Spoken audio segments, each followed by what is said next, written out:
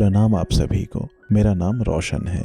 दोस्तों, आज मैं आपके लिए लेकर आया हूँ विश्व प्रसिद्ध रूसी साहित्यकार लियो टॉल्स्टॉय की लिखी एक बहुत ही लोकप्रिय कहानी जिसका शीर्षक है दान प्रतिदान।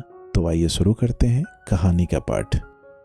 एक काफी ही बड़े शहर में जो करीब करीब पूरा का पूरा खाली पड़ा था, मुझे एक वृद्धा मिली और मैंने उससे पूछा, क्या यहाँ कोई ऐसा भी गरीब व्यक्ति है जिसके पास खाने को कुछ न हो? बुढ़िया ने कुछ देर तक सोचने के बाद 2 नाम बतलाए। फिर जैसे एकाएक उसे कुछ याद आ गया हो, वह एक चारपाई की तरफ झांक कर बोली, हाँ, मेरे ख्याल में एक तो यहीं पड़ी हुई है। मैं समझती हूँ कि उसके पास खाने को कुछ भी नहीं है। वाकई? वह कौन है? वह एक वेश्या है, मगर अब उसे कोई नहीं पूछता, इसलिए उसे अब कोई आमदनी नहीं होती। अब तक तो भवन मालकिन उस पर तरस खाती थी, मगर अब वह उसे निकालना चाहती है। अगाफ्या, ओ अगाफ्या, बुढ़िया ने चिल्लाकर पुकारा। हम लोग उसके पास गए हैं तो हमें चारपाई पर कोई वस्तु उठकर बैठती हुई दिखाई दी। वह सफेद तथा बिखरे बालों वाली एक औरत थी जो सूख कर हड्डियों का ढांचा भर रह गई थी। उसने एक फटी हुई मैली कुर्ती पहन रखी थी तथा उसकी गतिहीन आंखों में एक विचित्र प्रकार की चमक थी। उसने हमारी तरफ देखा और फटी कुर्ती के अंदर से दिखाई पड़ने वाली अस्थि मात्र छाती को छिपाने के लिए पास पड़ी हुई एक जैकेट को अपने पतले हाथों से उठाया। इसके पश्चात वह गुर्रा कर बोली, क्या है, कैसी बीत रही है? मैंने उससे कहा। मेरी बात समझने में उसे बहुत देर न लगी, जिसके बाद वह बोली, मुझे खुद पता नहीं, ये लोग मुझे निकाल रहे हैं। तो क्या यह सत्य है कि तुम्हारे पास खाने को कुछ भी नहीं है? मुझे लिखते हुए लज्जा आती है कि उस वक्त मैंने उससे ऐसा प्रश्न किया। उसने मेरी तरफ देखे बिना पहली ही जैसी तेजी के साथ उत्तर दिया, मैंने कल कुछ नहीं खाया था तथा आज भी कुछ नहीं खाया। इस स्त्री को देखकर मेरे हृदय के तार एक बार की झंझना उठे, लेकिन इसको देखकर मुझ पर उतना गहरा प्रभाव नहीं पड़ा जितना ल्यापिन अनाथालय का दृश्य देखकर पड़ा था। वहां के लोगों के लिए करुणा का भाव उठते ही मुझे अपने ऊपर ग्लानि हुई थी, मगर यहाँ मुझे इस बात की प्रसन्नता हुई कि जिस तरह के भूखे प्राणी की मैं तलाश में था वह मुझे आखिरकार मिल ही गया। मैंने उसे 1 रूबल दिया, रूबल अर्थात रूसी रुपया, तथा मुझे याद है कि इस बात से मुझे बड़ी प्रसन्नता हुई कि लोगों ने मुझे यह रूबल देते हुए देखा। रूबल देते देखकर वृद्धा ने भी हाथ फैलाया। उस वक्त दान करना इतना अच्छा लग रहा था कि पात्र कुपात्र का विचार किए बिना ही मैंने वृद्धा को भी कुछ दे दिया। वह कमरे के बाहर तक मुझे पहुंचाने आई तथा दालान में खड़े हुए कुछ लोगों ने उसको मुझे धन्यवाद देते हुए सुना। दरिद्रता के विषय में मैंने जो सवाल किए थे उनसे शायद इन लोगों में उम्मीद का संचार हो गया था और वो मेरे पीछे पीछे चल रहे थे। दालान में पहुंचने पर लोग मुझसे फिर पैसा मांगने लगे। इनमें कुछ तो स्पष्ट रूप से शराबी मालूम पड़ते थे। उन्हें देखकर मुझे बहुत बुरा लगा, लेकिन बुढ़िया को देने के पश्चात इन लोगों को इनकार करने का मुझे अधिकार नहीं था, इसलिए मैंने उनमें भी स्वतंत्रता पूर्वक रुपया पैसा बांटना आरंभ कर दिया। ज्यों-ज्यों मैं देता जाता था त्यों-त्यों भीड़ बढ़ती जाती थी। सारे घर में एक उत्तेजना सी फैल गई। सीढ़ियों पर तथा गैलरियों में लोग आ आकर मुझे देखने लगे। जब मैं आंगन में पहुंचा तब एक युवक भीड़ चीरता हुआ सीढ़ियों पर से बड़ी तेजी से उतरा। वह मुझे देखे बिना ही चिल्लाकर बोला, इन्होंने अगाफ्या को 1 रूबल दिया है। फिर सीढ़ी से नीचे उतरकर वह युवक मेरे पीछे पीछे चलने वाली भीड़ के साथ हो लिया।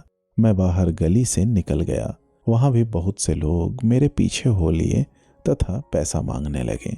मेरे पास जो थोड़ी बहुत जितनी भी रेजगाड़ी थी मैंने सब बांट दी तथा एक दुकान पर जाकर 10 रूबल की और रेजगाड़ी मांगी। फिर वही हुआ, बड़ा बावेला मचा। बूढ़ी महिलाएं, बिगड़े हुए अमीर किसान और बच्चे सब के सब हाथ फैलाए हुए दुकान के सामने जमा हो गए। मैंने उनको पैसा दिया तथा कुछ लोगों से उनके जीवन के संबंध में पूछताछ करके उनके नाम अपनी नोटबुक में लिख लिए थे। दुकानदार अपने गरम ओवरकोट के रोएदार कॉलर समेटे पत्थर की मूर्ति की तरह बैठा रहा।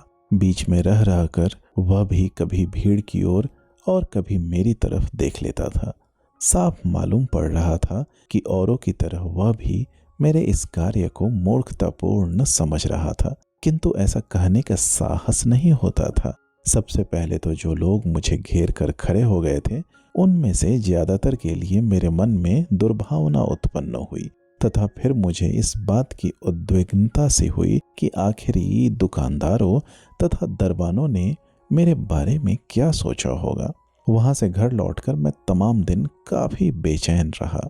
मुझे ऐसा लगा कि मैं जो कुछ कर रहा हूँ वह मूर्खतापूर्ण तथा अनैतिक है, और जैसा कि अंतर्द्वंद की अवस्था में सदा हुआ करता है, मैं अपने द्वारा आरंभ किए गए काम के संबंध में इस तरह बढ़ चढ़कर बातें करने लगा मानो मुझे उसकी कामयाबी में कोई संदेह ही न रहा हो।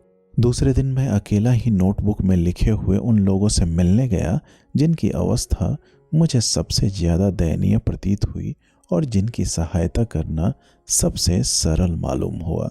जैसा कि बता चुका हूँ, मैंने किसी की वास्तविक सहायता नहीं की।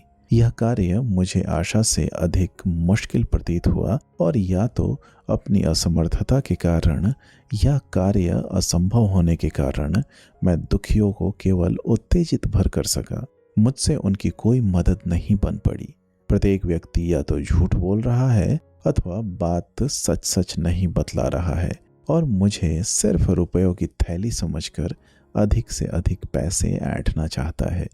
अक्सर मुझे भी ऐसा लगता है कि लोग खुशामद करके मुझसे जो रुपया ले लेते हैं, उससे उन्हें लाभ के बदले हानि की ही ज्यादा संभावना है। इस प्रसंग की चर्चा करने में मुझे सदा शर्म मालूम होती थी, और उस रात भी यह बात मेरे मुंह से बड़ी कठिनाई से निकल सकी थी। मुझे ऐसा लगा कि लोग मेरी बात शर्म के साथ सुन रहे हैं। मौखिक रूप से तो उन्होंने अपनी स्वीकृति ही प्रकट की, मगर साफ मालूम होता था कि वे मेरी बात को मूर्खतापूर्ण समझ रहे हैं, और उनका ख्याल है कि इसका कोई नतीजा नहीं निकलेगा। इसलिए वे लोग तत्काल दूसरी दूसरी बातों की चर्चा करने लगे, तथा यह सिलसिला तब तक जारी रहा जब तक हमारे चलने का वक्त नहीं हो गया और हम लोग वहां से गाड़ी में बैठकर चल नहीं दिए। हम लोग अंधेरी सराय में पहुंचे तथा वहां के नौकरों को जगाकर अपने कागज छांटने लगे। जब हमने सुना कि हमारे आने की खबर पाकर लोग भागे जा रहे हैं, तब हमने मकान मालिक से फाटक बंद करने के लिए कहा और खुद आंगन में जाकर भागने वालों को यह विश्वास दिलाने की चेष्टा की कि कोई उनसे पासपोर्ट, उन दिनों पासपोर्ट न रखना या जाली पासपोर्ट रखना रूस में सख्त कानूनी जुर्म समझा जाता था, तो उनसे कोई पासपोर्ट दिखाने के लिए नहीं कहेगा। इन घबराए हुए लोगों को देखकर मुझे जो विचित्र तथा अप्रिय अनुभूति हुई वह मुझे आज भी याद है। फटे चीथरे पहने हुए वे अर्धनग्न मानव अंधकारपूर्ण आंगन में लालटेन की रोशनी में बहुत लंबे मालूम पड़ते थे। डर से कांपते हुए वे दुर्गंधपूर्ण पखाने के पास दल बनाए खड़े थे। उन्होंने हमारा आश्वासन सुना, किंतु उन्हें उस पर विश्वास नहीं हुआ। स्पष्ट मालूम पड़ता था कि आखेट के लिए घेरे गए जानवरों की तरह वे अपने प्राण बचाने के लिए सब कुछ करने को उतारू थे। जिन शरीफ लोगों ने पुलिस अफसरों, मजिस्ट्रेटों, जजों आदि के नाना वेशों में उन्हें शहरों तथा गांवों में, सड़कों और गलियों में, सरायों और अनाथालयों में सब जगह जीवन भर हताश किया था, वे ही शरीफ एक बार एकाएक उनके भवन पर आ धमके थे तथा उन्होंने केवल गणना करने के लिए उनके मकान के फाटक बंद करवा दिए थे। स्वभावतः हमारे आश्वासन पर यकीन करना उनके लिए उतना ही कठिन था जितना खरगोशों के लिए यह यकीन करना कि शिकारी कुत्ते उन्हें पकड़ने नहीं बल्कि गिनने आए हैं। मगर फाटक बंद हो चुके थे, इसलिए लाचार होकर वे अपनी अपनी कोठरी में वापस चले गए तथा हमने अलग अलग टोलियां बनाकर अपना काम शुरू कर दिया। मेरे साथ मेरे जान पहचान वाले दोनों सज्जन तथा 2 विद्यार्थी थे। वान्या ओवरकोट और सफेद पतलून पहने और हाथ में लालटेन लिए उस अंधकार में हमारा पथ प्रदर्शन कर रहा था। हम उन कमरों में गए जिन्हें मैं पहले ही देख चुका था तथा जिनके कुछ निवासियों से परिचित भी था। फिर भी अधिकतर लोग नए थे और वहां का दृश्य ल्यापिन अनाथालय के दृश्य से भी ज्यादा भयानक था। सब कमरे और तख्ते भरे हुए थे और अधिकांश तख्ते पर 2-2 आदमी सोते थे। कमरों में स्त्री पुरुष जिस बुरी प्रकार से ठूंसे पड़े थे वह दृश्य बड़ा ही भयानक था। जो औरतें शराब पीकर पूरी तरह धुत नहीं हुई थी वे मानवों के साथ सो रही थी। बहुत सी स्त्रियां तो अपने बच्चों के लिए तंग तख्तों पर अजनबी मानवों के साथ पड़ी हुई थी। इन लोगों की कंगाली, गंदगी तथा कातरता का दृश्य वास्तव में बड़ा ही करुण था। सबसे भयंकर बात तो यह थी कि इस तरह की दुर्दशा भोगने वाले लोगों की संख्या अपरिमित थी। 1, 2, 10, 20 अनगिनत थी वे जीर्ण शीर्ण कोठरियां जिनमें ये रहते थे तथा उन सभी से दुर्गंध, वही दम घोंटने वाला वातावरण, वही भीड़ और स्त्री पुरुषों का वही गड़बड़ घोटाला था। चारों तरफ स्त्री पुरुष उसी तरह मदहोश पड़े थे। उनके चेहरों पर वैसा ही डर, वैसी ही दीनता और वैसी ही अपराध की छाया थी। यह सब देखकर मेरे मन में एक बार फिर ल्यापिन अनाथालय की ही भांति ग्लानि तथा लज्जा उत्पन्न हुई और मेरी समझ में आ गया कि मैंने जो काम हाथ में लिया है वह बड़ा ही विकट तथा मूर्खतापूर्ण है और इसलिए नामुमकिन भी है। यह सोचकर कि अब प्रयत्न करना बेकार है, मैंने किसी से और कोई प्रश्न नहीं किया तथा अपनी नोटबुक को भी बंद कर रख लिया। मेरे मन को बड़ा आघात लगा। ल्यापिन अनाथालय का दृश्य देखकर मेरी अवस्था वैसी हो गई थी जैसी संयोगवश किसी मनुष्य के जिस्म पर कोई विभत्स फोड़ा देखकर हो जाती है। उस वक्त उस मनुष्य के लिए दुख होता है और इस बात की आत्मग्लानि होती है कि हमने उसकी मदद पहले क्यों नहीं की। फिर भी यह आशा तो लगी ही रहती है कि कदाचित भविष्य में कुछ मदद बन पड़े।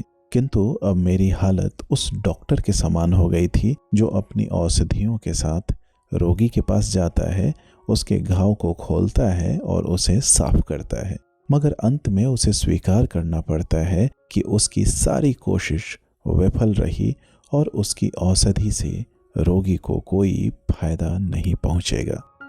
दोस्तों, उम्मीद करता हूँ यह कहानी आपको पसंद आई होगी। ऐसे ही ढेरों कहानियाँ सुनने के लिए आप हमसे जुड़े रहें। बहुत बहुत धन्यवाद।